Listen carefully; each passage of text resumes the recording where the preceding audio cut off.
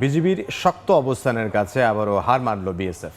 4 দিন পর কুষ্টিয়ার দৌলতপুর সীমান্তের শূন্যরেখা থেকে ভারতে ফিরিয়ে নেওয়া হলো 12 জনকে। সকালে সীমান্তের দুই পাশে অবস্থান নেন বাংলাদেশি ও ভারতীয় নাগরিকরা। এ সময় সীমান্তে উত্তেজনা দেখা দেয়। পরে বিজিবি বিএসএফ কমান্ডার পর্যায়ে বৈঠকের পর শূন্যরেখা থেকে 12 জনকে ফিরিয়ে নেওয়া হয় ভারতে। কুড়িগ্রামের রৌমারী সীমান্তে নারী শিশুসহ 9 জন এখনও ভারতীয় ভূখণ্ডের 50 গজ ভেতরে অবস্থান করছেন। এছাড়া চুয়াডাঙ্গার দর্শনা জয়নগর সীমান্তে পুশিনের চেষ্টা করা 11 জনকেও অপেক্ষা করছে শূন্যরেখায়। এদিকে চাঁপাইনবাবগঞ্জ সীমান্তের ওপারে পশ্চিমবঙ্গের মালদায় হোল্ডিং সেন্টারে বেশ কয়েকজনকে আটকে রাখার খবর পাওয়া গেছে এবং টহল জোরদার করেছে বিজিবি।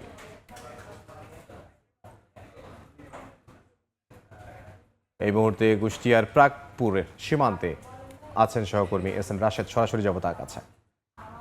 রাশেদ, কুষ্টিয়ার দৌলতপুর সীমান্তে দীর্ঘ 4 দিন পরে যে 12 জন পুশিন করেছিল বিএসএফ, সেটি সমাধান হয়েছে বলে আমরা জানতে পেরেছি মূলত বিজিবির কাছ থেকে। এবং এখানকার যে সাধারণ মানুষ যারা আছে তারা আমাদেরকে যেটি জানিয়েছেন যে মূলত ঠিক সকাল 10টার পর থেকেই সীমান্তের পরিস্থিতি অস্বাভাবিক থাকতে পারে। বিশেষ করে বিএসএফ এবং ভারতীয় নাগরিক যারা আছে তাদের কিন্তু চলাফেরা অস্বাভাবিক দেখতে পাওয়ার পরে এখানে যে পরিমাণে বিজিবি ছিল তারপরে অতিরিক্ত বিজিবিও কিন্তু এই সীমান্তের কাছে অবস্থান নেয়।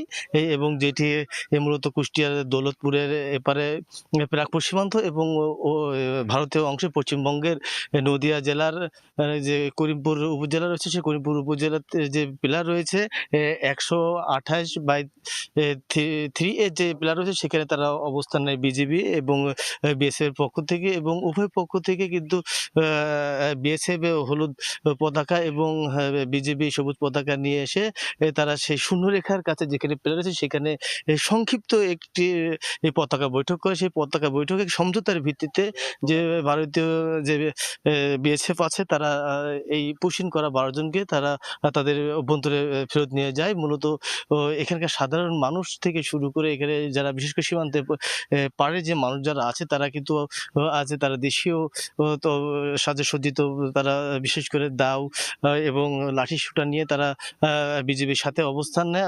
অপর পক্ষে কিন্তু বিএসএফ এর সাথেও কিন্তু ভারতের নাগরিকরা কিন্তু অনেকে আসে এবং সীমান্ত পরিস্থিতি যখনই থমথমে অবস্থা বিরাজ করে তারপরে কিন্তু পতাকা বৈঠকের মাধ্যমে এই যে 12 জন পুশিন করেছিল তাদেরকে কিন্তু ভারতের ভিতরে অভ্যন্তরে নিয়ে যায় বলে আমরা নিজেরাও দেখেছি এবং এখানে সাধারণ মানুষের কাছ থেকেও জানতে পেরেছি। এবং এখানে যে 12 জন আসলে পুশিন করেছিল এর মধ্যে 4 জন শিশু রয়েছে, 4 জন নারী রয়েছে এবং 4 জন পুরুষ রয়েছে।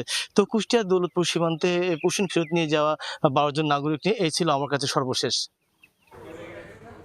কুষ্টিয়া থেকে সহকর্মী এস এম রাশেদ।